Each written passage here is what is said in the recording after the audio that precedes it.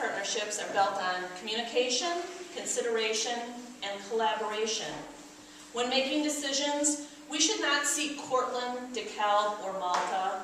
We should see all our children, staff, and taxpayers in District 428 as equals. I pledge to be an active advocate for all children, all staff, and all taxpayers. If elected, I will make decisions with the whole district in mind, always asking how I would want myself or my loved ones treated. I hope you will support me and cast a vote for Holly Wallace on April 5th. Thank you. And I'll read the question.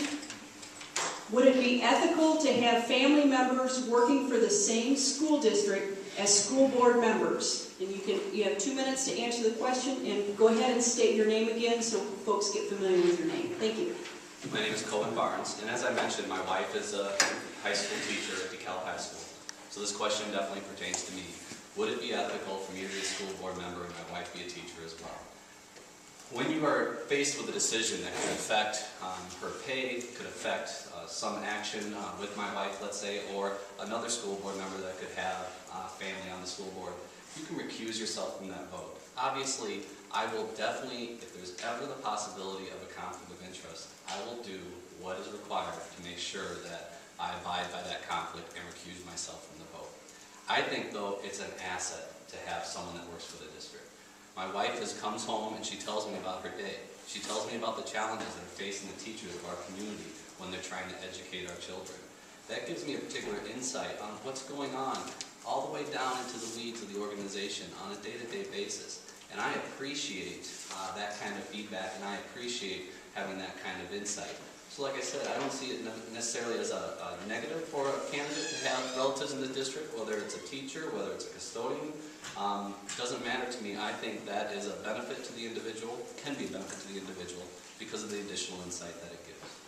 Thank you. The fact that the school district is probably the third or fourth largest employer within our county, and definitely within our district, it's probably hard to eliminate that pool of talent. I do think, as Cohen said, candidates, if they do have a conflict, they need to make that very clear in public, and they need to abstain from those type of votes that involve their loved ones or their family members. I do not have anyone who works at the school district. I have been involved on a couple of committees over the years at the school district, but I do not have a conflict of interest, and I think that's really for the voters to decide. I personally do not oppose that position. I do have someone, and I have two someones who are teaching right now in DeKalb. My son, who is at the high school, and my daughter-in-law, who is at Clinton Rose at middle school. And as I told you before, I taught for 16 years at Huntley Middle School. As Cohen said, I don't see this as a negative, I see it as positive.